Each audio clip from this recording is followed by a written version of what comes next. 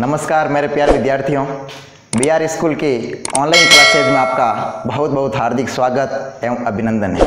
मित्रों, आज मैं कक्षा 12वीं के विज्ञान वर्ग के विद्यार्थियों के लिए क्लास लेकर आया हूँ। अब जानते हैं, आज से मैं आपके लिए केमिस्ट्री की कक्षा प्रारंभ करने जा रहा हूँ। मित्रों, विज्ञान वर्ग के विद्यार्थियों के लिए बहुत ही ये कक्षा लाभदायक साबित होगी, क्योंकि विज्ञान वर्ग के विद्यार्थियों में आप जानते हो दो कंपलसरी सब्जेक्ट होते हैं, हिंदी और इंग्लिश। हिंदी इंग्लिश के अलावा 3 ऑप्शनल सब्जेक्ट होते हैं। इन सब्जेक्ट में से आपके फिजिक्स, केमिस्ट्री, मैथमेटिक्स या मैथमेटिक्स की जगह आप बायोलॉजी ले सकते हैं।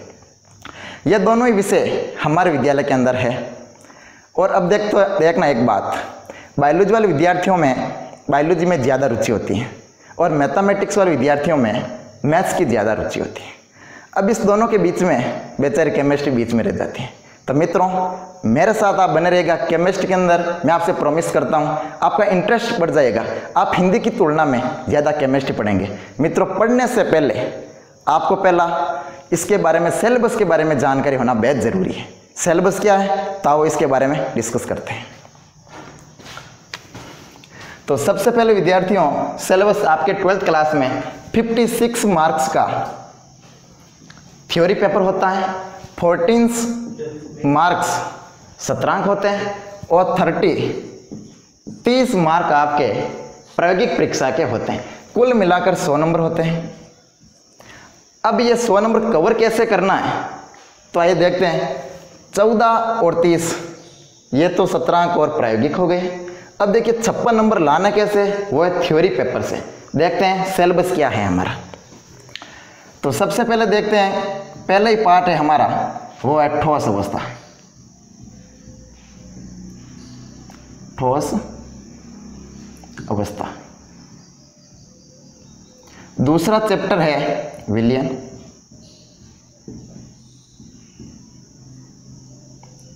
तीसरा चैप्टर है विद्युत रसायन। चौथा चैप्टर है रासायनिक बलगतिकी।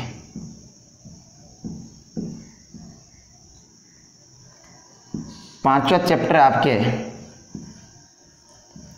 पृष्ठ रसायन। छठा चैप्टर है तत्वों के निष्कर्षण के सिद्धांत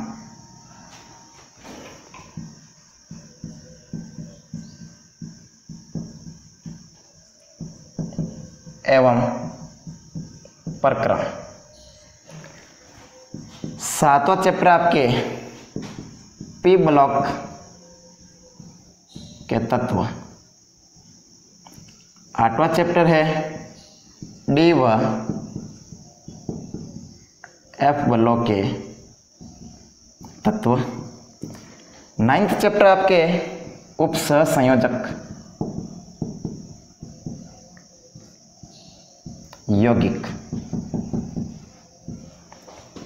10वां चैप्टर है हेलोजन विथ उपाय। 11 है ऑक्सीजन युक्त क्रियात्मक समूह। नेक्स्ट है ऑक्सीजन युक्त क्रियात्मक समूह भाग 2। नेक्स्ट पार्ट है नाइट्रोजन युक्त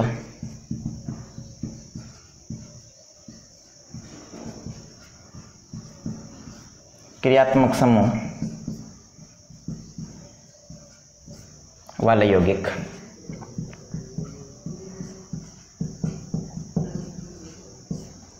नेक्स्ट पार्ट है आपके, वो है जैव अणु।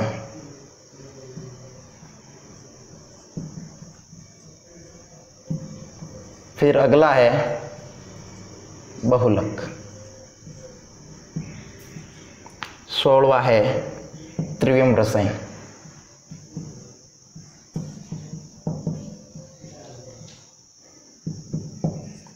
17वां है दैनिक जीवन में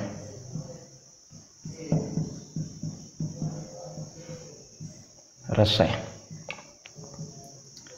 मित्रों, ये थी हमारे केमिस्ट्री सब्जेक्ट में सिलेबस की बात। अब देखिएगा, कोई भी कार्य प्रारंभ करने से पहले आपको उस सब्जेक्ट का सिलेबस के बारे में पता होना जरूरी है। अगर आपको सिलेबस पता है तो 50% तैयारी आपके यहीं से शुरू हो जाती है, क्योंकि कहा गया अगर आपके पास आत्मविश्वास है तब भी आप दूसरों का विश्वास जीत सकते हैं। तो आपका आत्मविश्वास बनाइए, मेरे साथ बने रहे। मैं युवा गहलोत।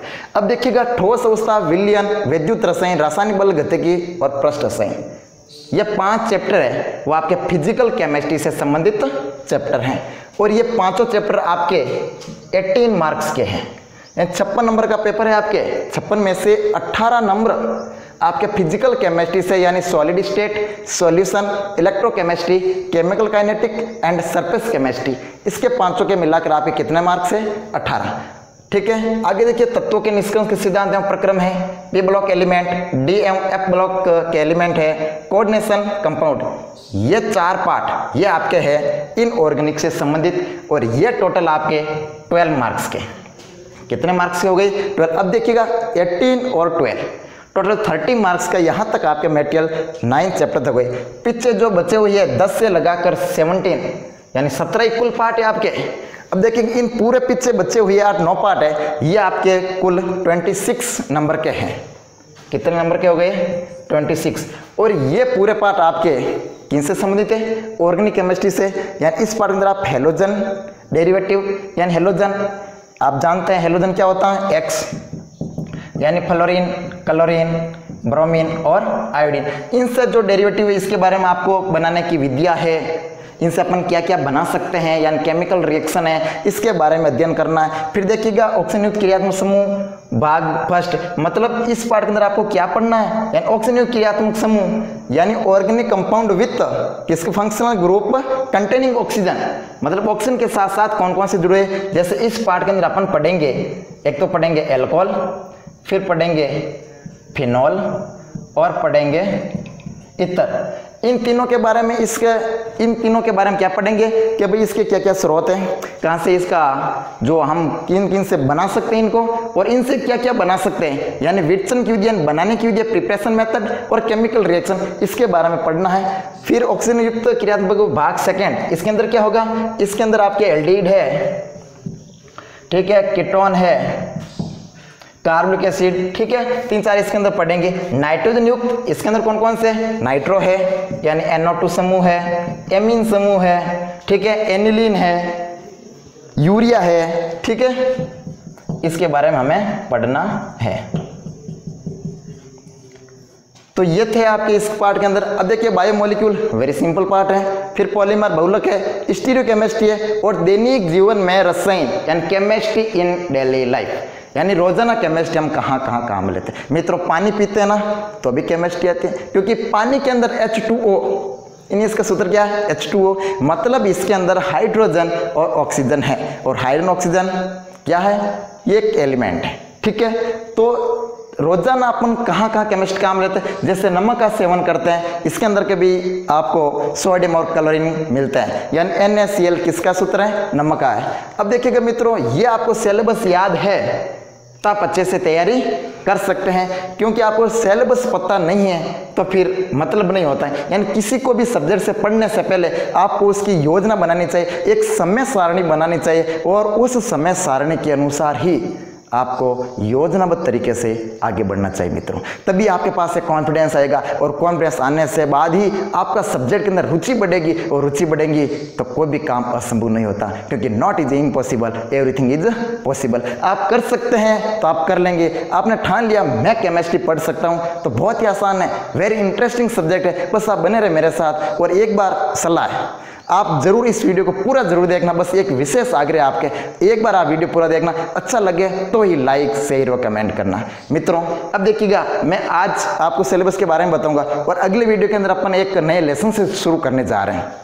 अब देखिएगा, मैं कुछ आपको 2 लाइनें सुनाना चाहता हूं कि अगर आप उड़ नहीं सकते, ध्यान से सुनना, अगर आप उड़ नहीं सकते तो भागो, अगर आप उड़ नहीं सकते तो भागो, अगर आप भाग नहीं सकते तो पैदल चलो। अगर आप भाग नहीं सकते तो पैदल चलो, अगर आप पैदल भी नहीं चल सकते तो रेंगो। अगर आप पैदल भी नहीं चल सकते तो रेंगो। तुम कुछ भी करो, बस आगे बढ़ते रहो, बस आगे बढ़ते रहो, बस आगे बढ़ते रहो। मित्रों, करना कुछ ऐसा कि दुनिया करना चाहिए आप जैसा। बने रहे मेरे साथ मित्रों। एक मिलते हैं एक नए वीडियो के साथ। मुझे इजाज़त दीजिए। धन्यवाद। जय हिंद, जय भारत।